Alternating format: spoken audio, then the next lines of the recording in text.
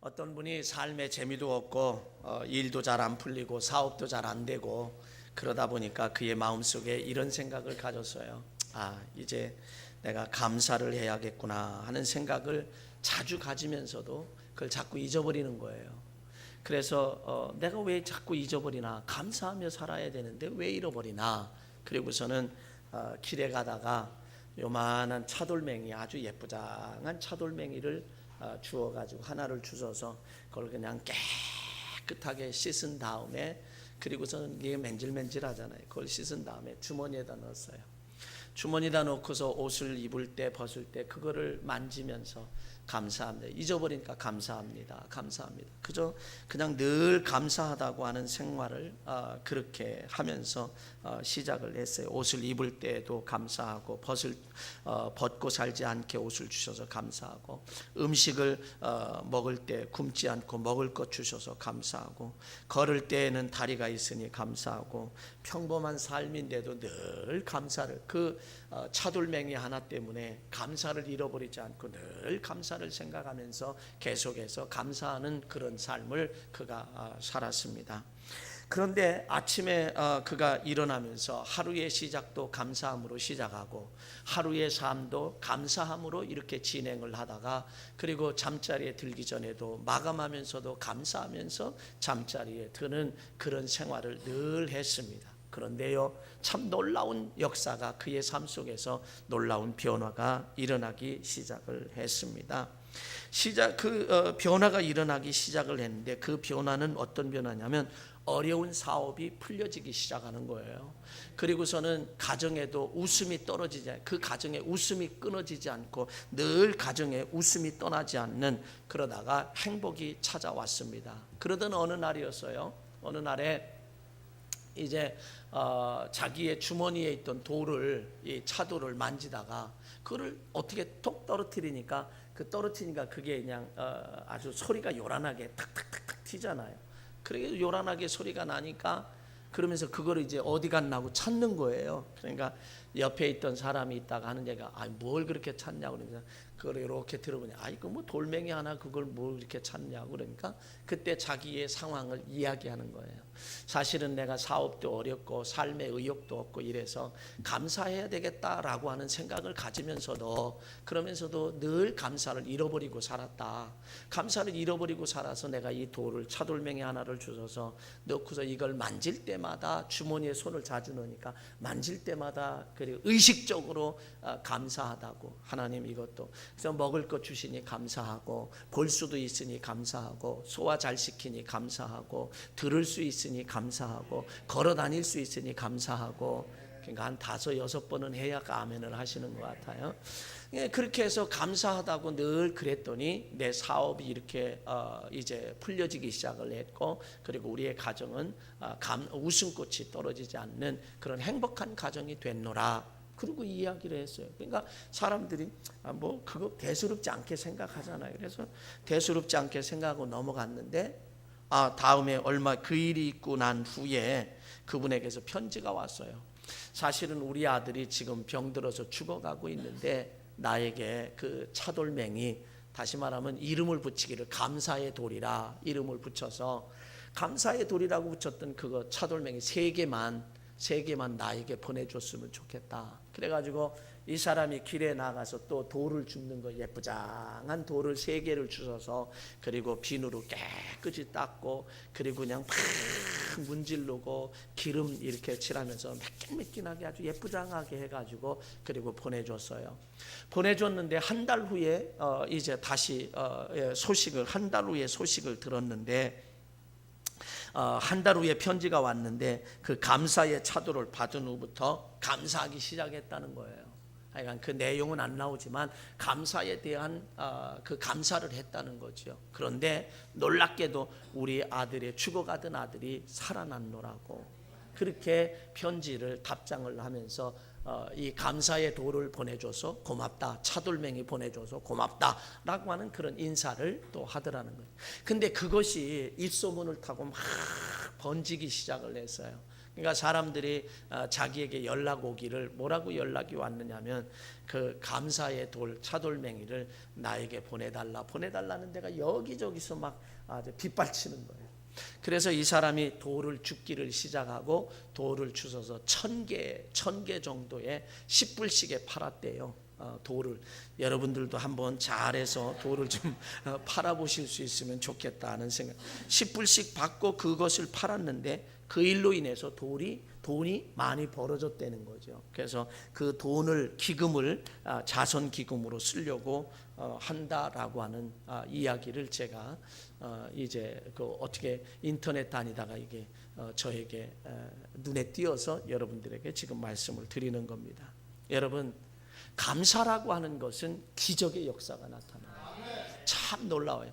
요한복음 6장에 가보면 오병이어의 기적의 역사가 나타나거든요. 근데 거기에 보리떡 5개와 물고기 2마리 가지고 예수님께서 축사하신 후에 나눠주라 그랬어요. 나눠주니까 이제 그 남자, 그 여자와 어린아이를 제외한 5,000명이 배부르게 먹고도 12광주리를 거두는 기적이 나타났어요. 거기에서 축사했다라고 하는, 예수님이 축사하신 후에 나눠주라, 그래서 나눠줘서 기적이 나타났는데, 축사라고 하는 그 단어의 원어는 유카리스테사스라고 하는 원어를 쓰는데 그 원어가 감사했다는 거예요. 예수님께서 감사하시고 난 다음에 나눠주니까 5,000명이 먹고도 12광주리를 거두는 기적이 나타났다, 그런 얘기죠. 여러분, 우리의 삶에 감사는 기적이 나타날 줄로 믿습니다. 이렇게 일이 잘 된다는 거죠. 여러분, 예전에 제가 여러분에게 동영상, 오늘도 좀 찾아볼까 그러다가 제가 동영상을 찾아서 다 해놨는데 다른 목사님들에게 나눠주고서 제 UBS가 고장이 나서 또 찾아보려니까 그게 쉽지가 않아서 못 찾았는데 여러분에게 다 보여드린 거예요. 물은 답을 알고 있다. 육각수가 되는데 감사합니다, 고맙습니다, 사랑합니다, 이런 말을 할 때에 물이 정말 그렇게 물에게 하고, 또 그 다음에 클래식 음악을 틀어주고, 그런 다음에 그것을 급속 냉동을 시키니까 아주, 일본 사람인데 아주 아름다운 육각형의 형태를 갖추었어요.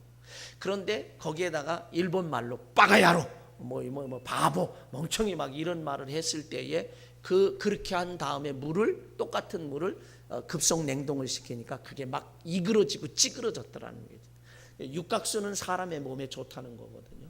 그래서 여러분, 물 한 컵을 마셔도 물 한 컵을 들고서, 야, 물 너는 참 아름답구나, 내가 너를 사랑한다, 고맙다, 그러면서 마시면 그것이 육각수가 된다는 거예요. 그래서 우리 몸에 유익하다라고 하는 그런 얘기. 그리고 MBC TV에서 여러분, 그 아나운서들 앞에 유리병에다가 밥을 해서 담은 다음에 아나운서들 앞에 이렇게 책상에다 쭉 놨어요. 그것도 실험한 것이 있습니다. 책상에 놔둔 다음에 하나에게는 감사하고, 감사해요, 고마워요, 사랑해요, 이런 말을 쓰고, 한쪽에는 짜증나 막 그러면서 했는데, 그게요 30일을 지난 다음에 보니까 한쪽에는 시커먼 곰팡이가 슬었는데, 감사하다, 사랑한다, 고맙다, 이렇게 한 표현한 데는 아주 이 곰팡이가 슬긴슬었지만 아주 좋은 곰팡이가 이렇게 슬어가지고, 여러분들이 그걸 다 주일날 제가 보여드린 것을 여러분 기억하시리라 생각합니다.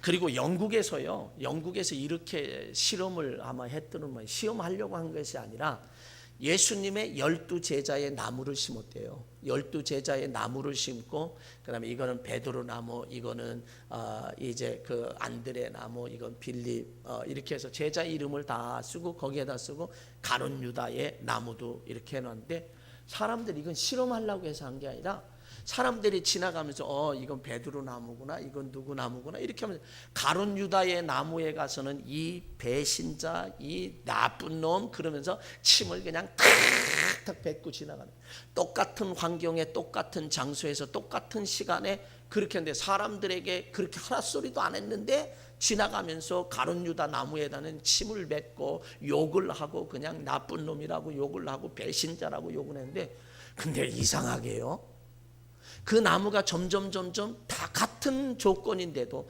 자라지를 못하고 삐쩍 마르면서 나중에는 이게 잎이 떨어지면서 죽더라는 거죠.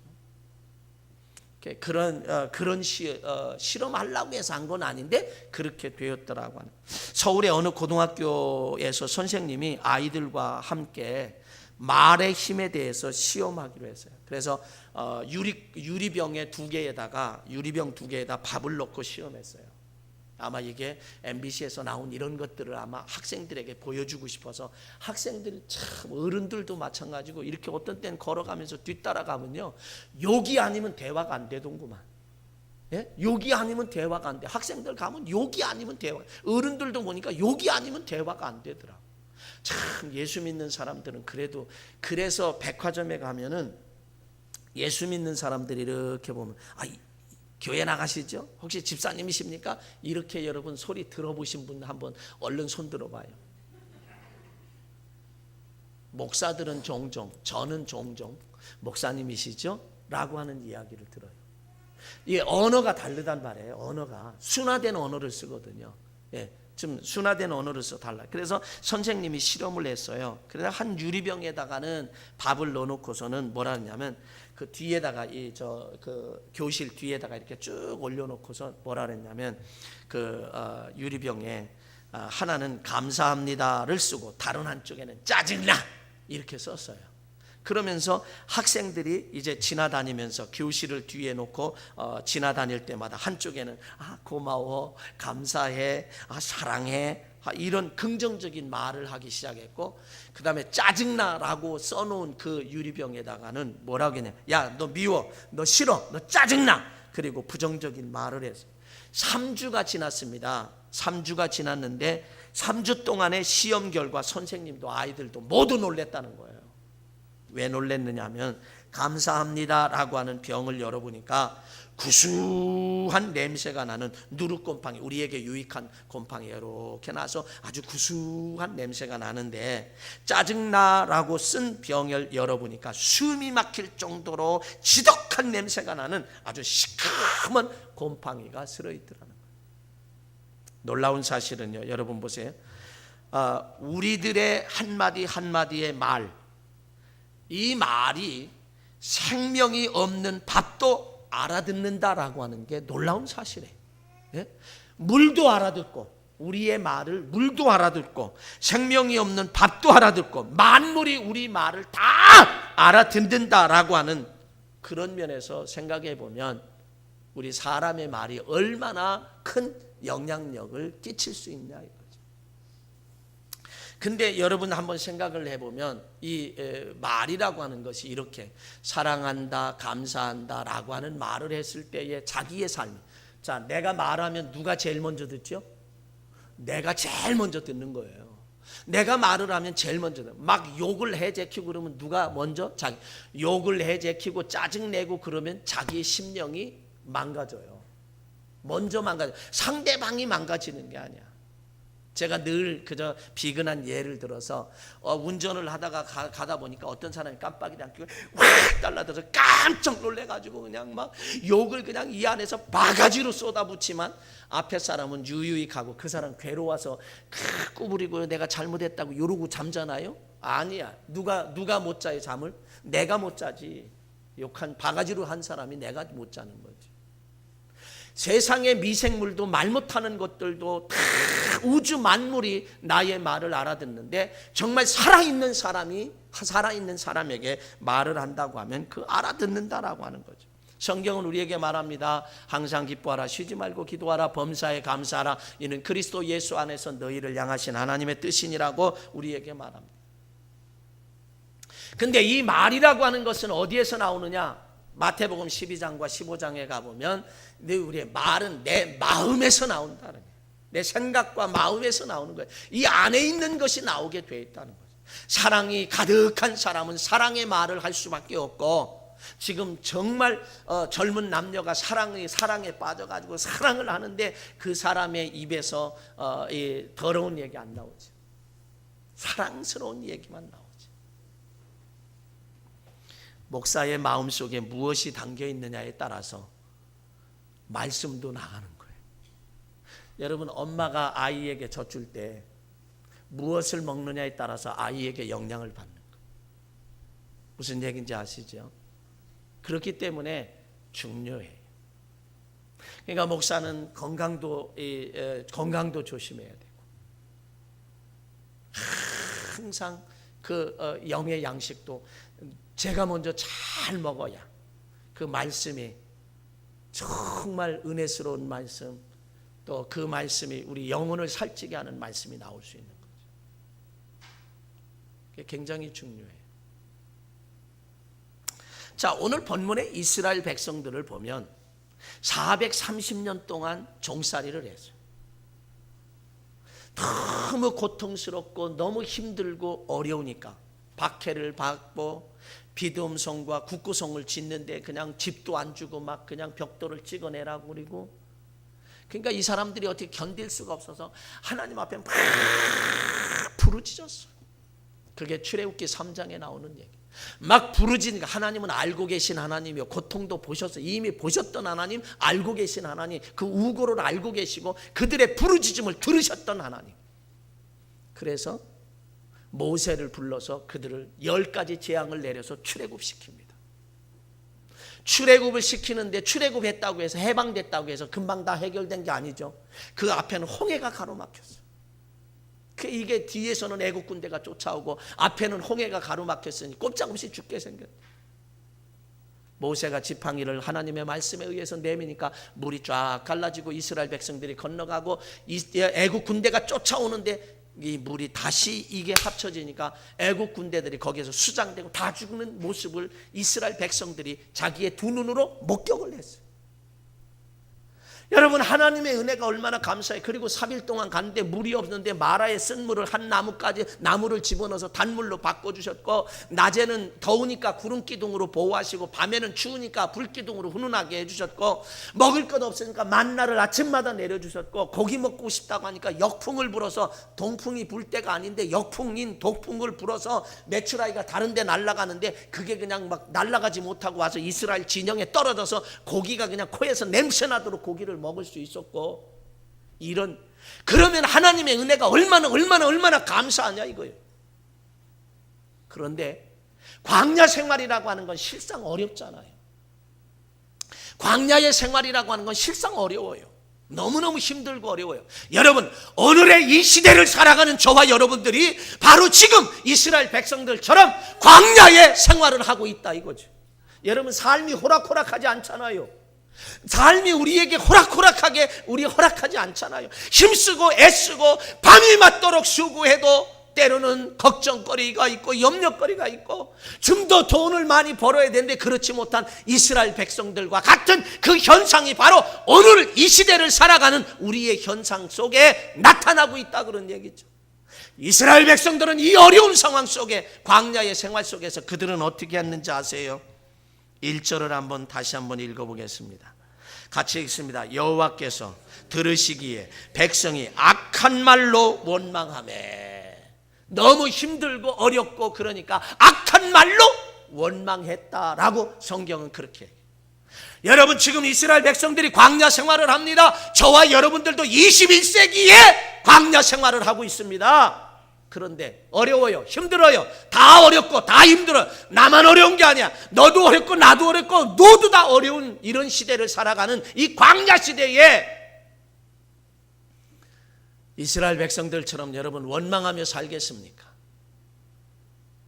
이 원망이란 말을 공동 번역에서는 뭐라고 번역했느냐? 이렇게 번역했어요. 백성들이 괴로워하며 불평하는 소리가 야훼의 귀에 다다랐다. 그러니까 원망이라는 말과 불평이라는 말을 같은 의미로 쓰고 있어요. 힘들고 어려우니까 원망했다 이거예요.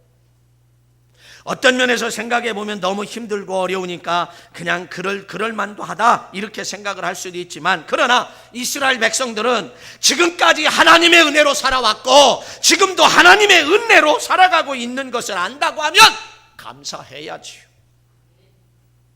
그런데 이스라엘 백성들은 하나님의 모든 역사, 애굽에서 10가지 재앙을 통하여 저들을 출애굽시키고 홍해를 건너고 마라의 쓴물을 단물로 바꾸고 메추라기와 만나를 주시고 구름 기둥 불 기둥으로 지금까지도 함께 하신 그 하나님에 대한 은혜에 대한 그 사랑에 대한 은혜를 잃어버렸습니다. 이스라엘 백성들이 잃어버렸어요.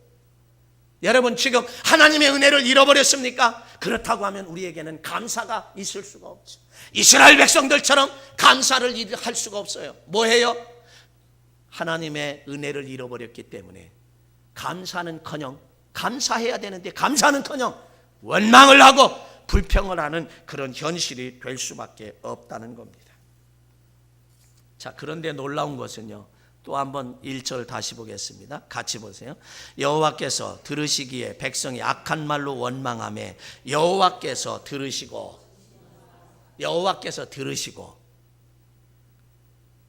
여러분, 세상의 말은요, 말하면 내가 먼저 듣지만 여호와께서 다 들으세요. 여러분, 기도만 하나님이 들으시는 게 아닌 줄로 믿으시기 바랍니다. 내가 하는 말 모두 다 들으시는 하나님이다. 그러냐, 내가 하는 모든 말은 다 하나님이 들으신다. 하나님이 들으셨어.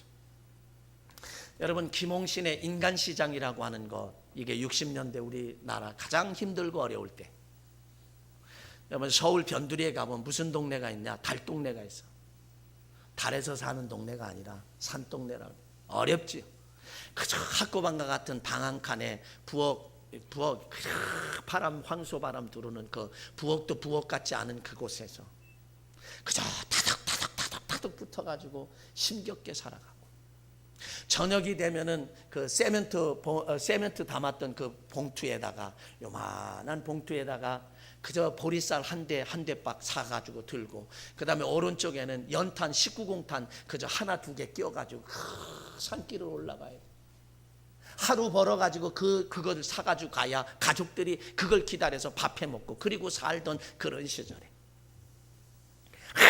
한참 우리나라 개발이 막 불어닥치니까 용역, 지금의 용역이라 그러지, 그냥 용역회사 사람들을 동원해가지고 막 그냥 마구잡이, 인권이 어디 있었어요, 뭐가 어디 있었어요, 막 쓸어버리잖아요. 그러니까 알고 댐을 놓고 주저앉아서 갈 곳이 없고 울어제키는 그 많은 사람들을, 여러분, 우리 알잖아요. 다 얼마 전에 다 겪었던 일들 있잖아요. 그럴 때 주인공 장동찬이라는 사람, 너무 기가 막힌 거예요. 이게 이제 드라마에도 나왔고, 10년 전인가 10몇 년 전에 드라마도 나왔고 뭐 이 영화도 나왔고 이런가 그랬어요. 그러니까 장동찬이 주인공이 그냥 하늘에 대대고 싹 떼지라, 하나님 당신 정말 살아있는 거야? 살아있다면 한번 일 나와봐, 나하고 맞짱 한번 뜨자고.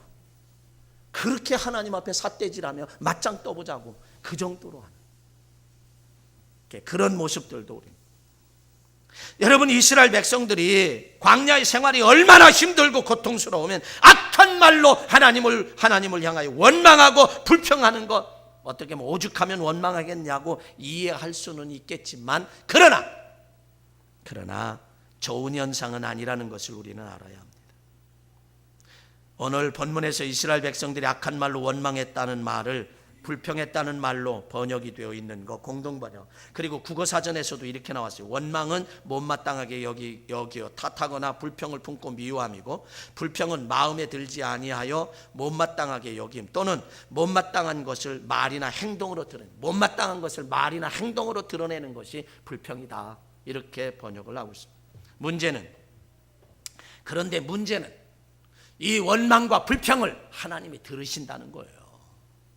이 원망과 불평을 하나님이 들으신다는 것, 그리고 하나님은 들으신 대로 응답하시고 들으신 대로 역사하신다라고 하는 이 사실이 문제예요.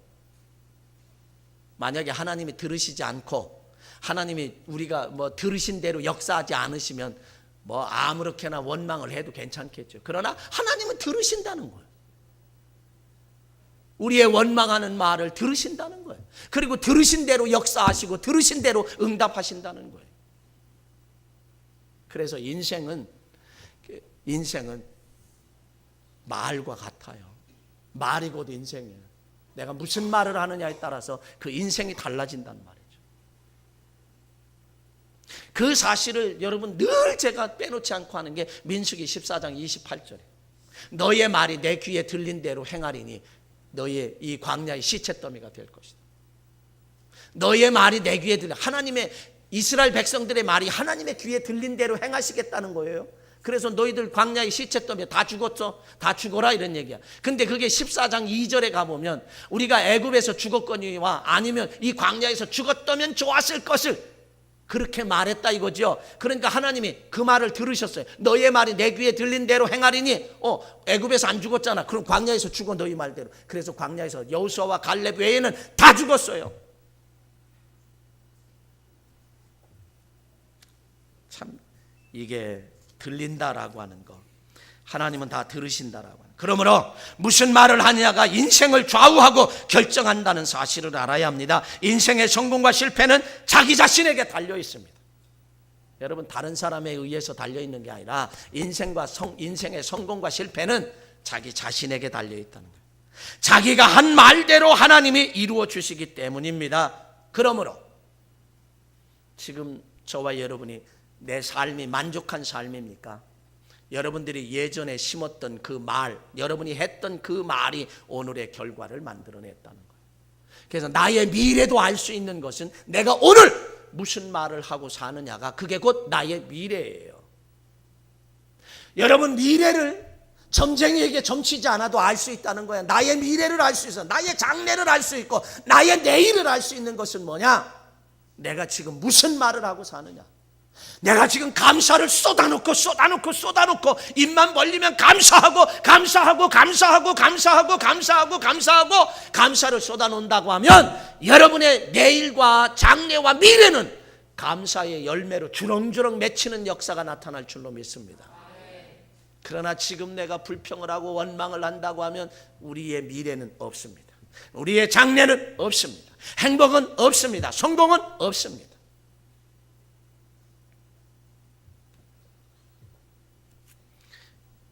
그러므로 누구를 원망하겠어요? 그러므로 누구를 불평하며 살겠어요? 내 인생을 자기 자신이 만들어 가는 건데, 자기 자신이 만들어. 그래서 제가 행복을 만들어 가는 학교라. 행복이라는 건 그냥 주어지는 게 아니라 내가 만드는 거. 물론 결론적으로 말하면 하나님이 주시는 것이지만 그 과정은 내가 만들어 가야 하나님이 주신다는 거예요. 그래서 짧은 기간에 행복을 만들어 가는 학교 가면 배워야 되잖아요. 행복도 만드는 방법을 배워야지. 지금 그것을 하려고 합니다. 자, 보세요. 자, 1절 다시 읽습니다. 시작.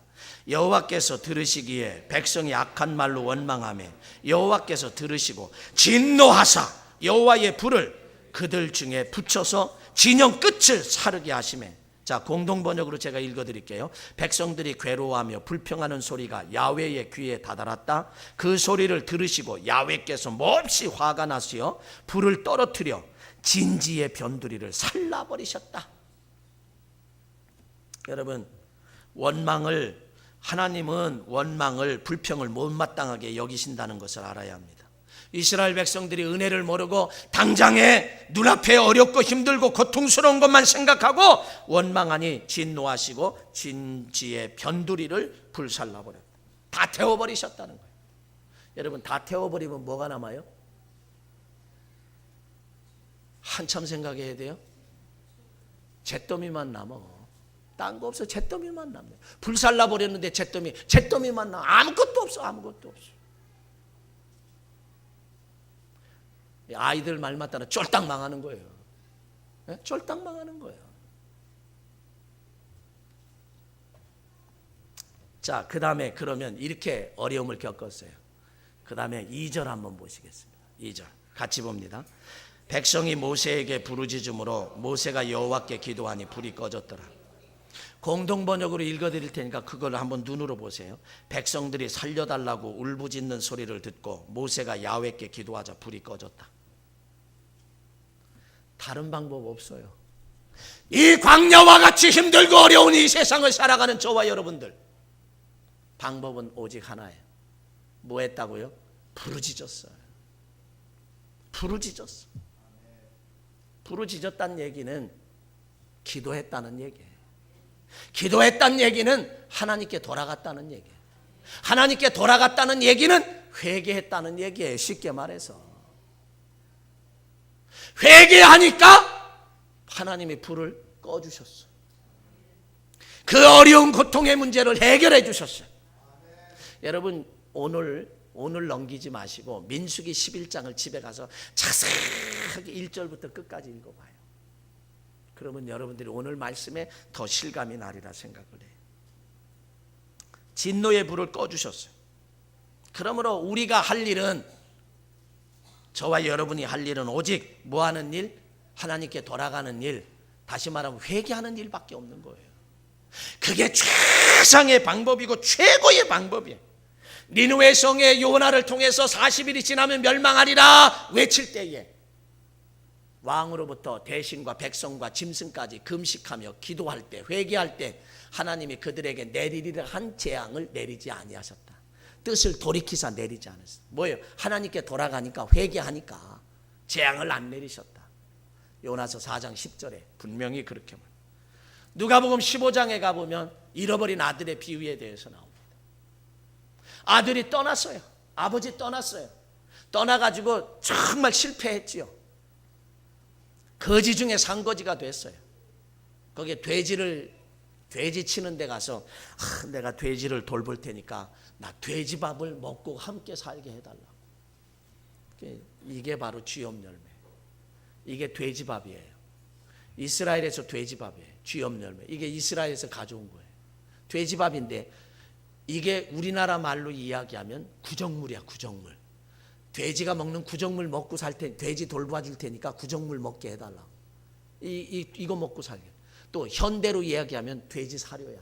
사료를 먹을 테니까, 내 돼지 돌봐줄 테니까 사료 먹게 해달라. 근데 그 나라에 뭐가 되냐? 흉년이 들었어. 이것도 돼지 먹을 건 있어도 너 먹일 건 없다. 너 그만둬라. 그래서 잘렸어요. 그러니까 결국은 뭐해? 돼지만 또 못한 인생이 된 거예요. 그때에 이 아들이 어디로 갔죠? 아버지에게 돌아오는 거예요. 아버지에게 돌아왔다는 얘기는 뭐예요? 회개했다는 얘기예요. 그러니까 어떻게? 아버지가 그냥 맨발로 뛰어나와서, 그렇다고 성경에 또 맨발로 뛰어나왔다고 딴 데 가서 그러면 곤란해요. 맨발로 뛰어나와서 아들을 맞이하면서 그 아들의 목욕을 시키고 새 옷을 입히고 가락지를 끼우고 손에 가락지 끼워주고 신발을 신기고 살찐 송아지를 잡아서 잔치하는 축복의 역사가 나타났어요. 이게 축복이에요. 돌아가는 길밖에 없어요. 하나님 앞에 돌아가는 길, 하나님 앞에 회개하는 길밖에 다른 방법이 없다 이거예요.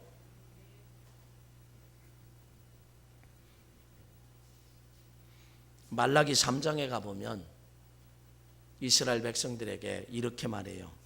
하나님께서 그런즉 내게로 돌아오라. 그리하면 나도 너희에게 돌아가리라 하였더니 너희가 이르기를 우리가 어떻게 하여야 돌아가리까 하는도다. 사람이 어찌 하나님의 것을 도둑질하겠느냐. 그러나 나는 나의 것을 도둑질하고도 말하기를 우리가 어떻게 주의 것을 도둑질하였나이까 하는도다. 이는 곧 11조와 봉헌물이라.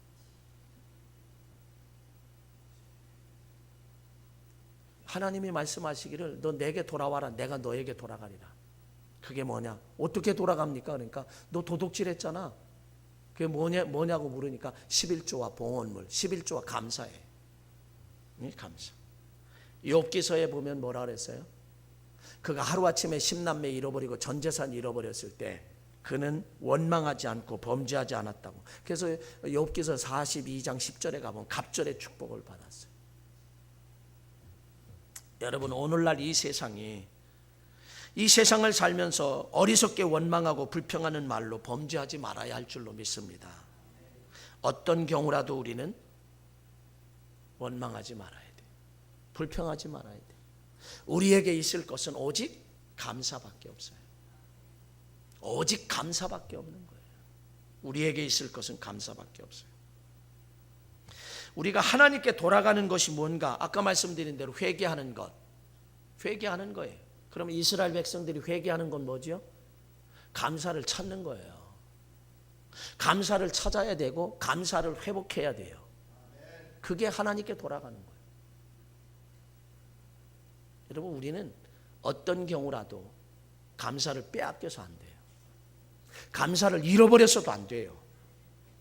감사를 빼앗기거나 잃어버려서는. 그래서 제가 오늘은 잃어버리거나 잃어버리지 않고 빼앗기지 않는 인생이다, 제목을 그렇게 했어요. 그러니까 감사를 잃어버리지 않고 빼앗기지 않는 인생을 살 때 그것이 곧 축복이다. 그게 핵심이에요. 그 제목이 바로 오늘 드리고자 하는 말씀.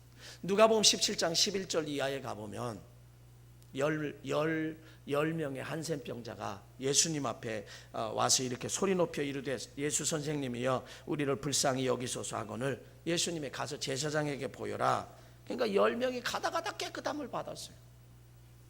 근데 다 돌아갔는데 오직 한 사람, 사마리아 한 사람, 멸시 천대를 받고 인간 취급받지 못하는 사마리아 한 사람이 예수님 발 앞에 예수님께 찾아 다시 돌아와서 예수님 발 앞에 엎드려 살해하니 감사하니 예수님께서 하시는 말씀이 10사람이 다 깨끗함을 받지 않았느냐? 그 9은 어디에 있느냐? 그리고 감사하는 한 사마리아인에게 뭐라고 말하니? 일어나 가라, 내 믿음이 너를 구원하였느니라 하는 축복의 말씀을 주셨습니다. 이 비율은 오늘의 시대를 아주 정확하게 보여주고 있습니다. 사랑하는 성도 여러분, 저와 여러분, 우리는 어떤 사람입니까? 9사람 중에 포함되어 있습니까? 아니면 한 사람 사마리아인입니까? 이 말씀을 들을 때 스스로 판단을 할 수 있어요. 나는 과연 한 사람인가? 감사하는 한 사람인가? 감사를 전혀 모르고 돌아간 9사람인가?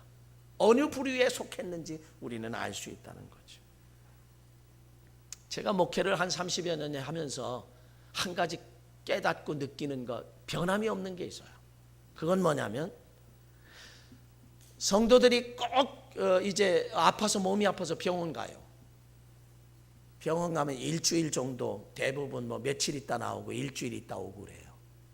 그럼 적어도 일주일 있으면은요 최소한 100만 원은 들어가야 돼요. 의료보험 다 하지만 100만 원 들어가요. 100만 원이 뭐예요? 웬만한 건 200~300씩 팍팍 나가요.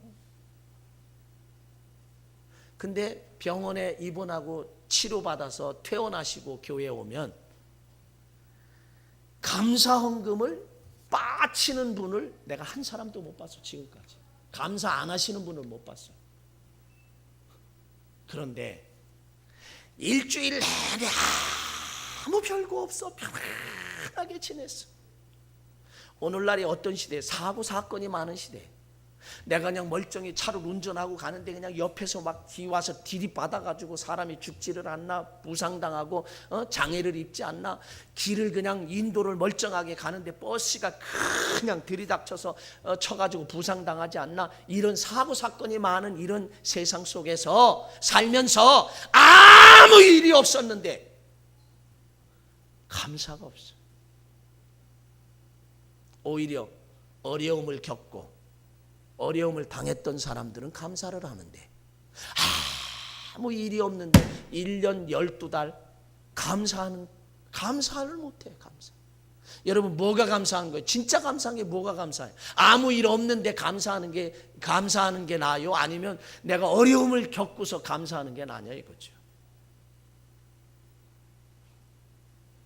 여러분들, 저와 여러분은 아무 일이 없는 평안하게 지난 것을 감사할 수 있는 저와 여러분 되시기를 간절히 소망합니다. 네? 그래야 되겠죠. 여러분, 사울 왕은 국가적인 위기 속에서 소년 다윗이 골리앗을 물리침으로 승리했어요. 그러면 얼마나 다윗이 감사한 사람이에요. 1등 공신이니까 감사하고 벼슬을 주고 아니면은 상금을 주고 이래서 감사하다고 이래야 되는데, 개선하고 들어오는데 사울이 죽인 자는 천천이고 다윗이 죽인 자 만만이라는 화가 팍 나서 군사 3,000명씩 때리고 감사를 까마득하게 잃어버리고 감사를 빼앗겨버리고 다윗을 정적으로 알고 죽이려고 군사 3,000명씩 데리고 돌아다니다가 결국 어떻게 했어요? 감사 못했어요. 사울 왕이요, 처음에 왕이 될 때는 행구 사이에 숨어있던 사람이요, 겸손했던 사람이요. 그러나 하나님이 함께해서 승리하니까 교만해졌어요. 감사를 잃어버렸어요. 감사를 빼앗겨버렸어요. 그래서 어떻게 됐어요? 전투하다가 부상당해서 자기 칼에 자기가 엎드려져서 자결하는 것으로 인생을 막 했어요. 감사를 빼앗기고 감사를 잃어버린 결과예요. 이스라엘 백성들이 불이 내려와서 진영을 살랐다는 것도 감사를 잃어버리고 빼앗겨서 그래요.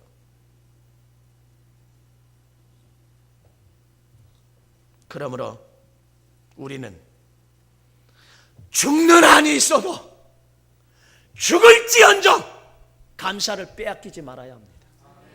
죽는 한이 있어도 감사를 잃어버리지 말아야 합니다.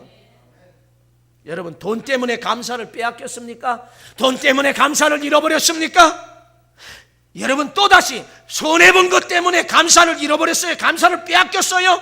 사기당한 것 때문에 감사를 잃어버렸습니까? 어떤 사람은 목사님에게 사기당해서 감사 잃어버리고 하나님 떠난 사람도 있고요. 장로님에게 사기당했다고 감사 잃어버리고 하나님 떠난 사람도 있어요. 여러분, 억울한 일을 당했다고 해서 미움을 받는 것 때문에 감사를 잃어버리고 빼앗겼습니까? 이 세상의 모든 것을 잃어버리고 빼앗기는 것이라 할지라도 우리 감사를 잃어버리고 감사를 빼앗기면 이 세상의 모든 것을 잃어버리고 빼앗기는 결과를 초래할 수 있다는 겁니다. 그러므로 이 세상의 그 어떤 것 때문에, 이 세상의 그 무엇 때문이라도 감사를 빼앗겨서는 절대로 안 될 줄로 믿습니다. 감사를 잃어버려서도 안 됩니다. 감사를 잃어버리고 빼앗기면 그것으로 인생 3장 5망 징치고 막 내려요. 그럼 끝이라는 얘기예요. 그건 끝장이라는 얘기예요. 어떤 경우라도 그래서 우리는 감사를 잃어버리지 말아야 합니다. 왜냐하면요, 감사를 잃어버리면, 감사를 빼앗기면 내 마음에, 내 심령이 사막이 돼요. 사막이 되면 살 수가 없어요. 사막은 생존할 수가 없습니다.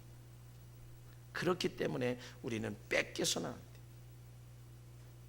그래서 감사를 잃어버리면 심령은 곧 지옥이 되고요, 지옥에는 물도 없고 사랑도 없고 희망도 없고요, 뜨거운 불만 있고요, 미움만 존재하고 괴로움과 고통만 존재하는 것이에요. 그래서 우리는 뭐 해야 되냐? 하나님께 돌아가야 합니다. 다시 말하면 회개해야 되는 거예요. 감사를 잃어버린 것 회복해야 되고요, 감사 빼앗긴 것을 찾아야 되고요. 그게 바로 하나님께 돌아가는 거예요. 불평은, 원망과 불평은 저주를 가져오고 감사는 축복을 가져옵니다. 원망은 불행을 가져오고 감사는 축복과 행복을 가져옵니다. 원망과 불평은 불행을 부르는 소리이고 감사는 성공과 승리를 부르는 소리이고 또 행복을 부르는 소리입니다. 불평은 짜증을 나타내고 감사는 기쁨을 나타냅니다. 불평은 광야의 시체더미가 되고 감사는 젖과 꿀이르는 가나안 땅에 들어갑니다. 불평은 지옥이고 감사는 천국입니다. 감사하는 마음은 곧 우리로 하여금 기쁘게 하고 즐겁게 하고 형통하게 하고 행복하게 하고 기적을 만들어내기도 하고, 원망과 불평은 지옥이고 감사는 천국. 감사하며 살아가야 합니다. 감사만 하면, 우리 감사만 하면서 살아가기도 부족한 시간이에요. 한번 따라합시다. 하나님 감사하며 살겠습니다. 하나님 감사하며 살게 도와주셔서. 하나님 감사합니다. 옆 사람 인사 한번 해요. 감사하며 살겠습니다. 감사하며 살겠습니다. 감사하며 살겠습니다. 여러분, 이 한 주간도 감사하면서 살고, 혹시 정 안 되겠거들랑 조그마한 돌, 예쁘장한 돌을 주머니에다 넣지 말고 손에다 들고 다녀요. 항상. 그러면서 기억해요. 의도적으로 감사해야 돼요. 의도적으로 감사하는 삶을 살면 그것이 기적을, 그것이 행복을, 그것이 축복을 우리에게 가져다 줘요. 한 주간 동안 여러분 그렇게 한번 살아봐요. 얼마나 내 형편과 처지가 달라진 것이 아니라 내 심령이 달라져서 천국이 되고, 그리고 나중에 가면 형편과 처지도 좋은 것으로 달라지고 변화지고 환경이 바뀌어질 줄로 믿습니다. 이 한 주간 그렇게 살아가시며 승리하시길 주의 이름으로 간절히 축원합니다. 기도하겠습니다. 사랑하시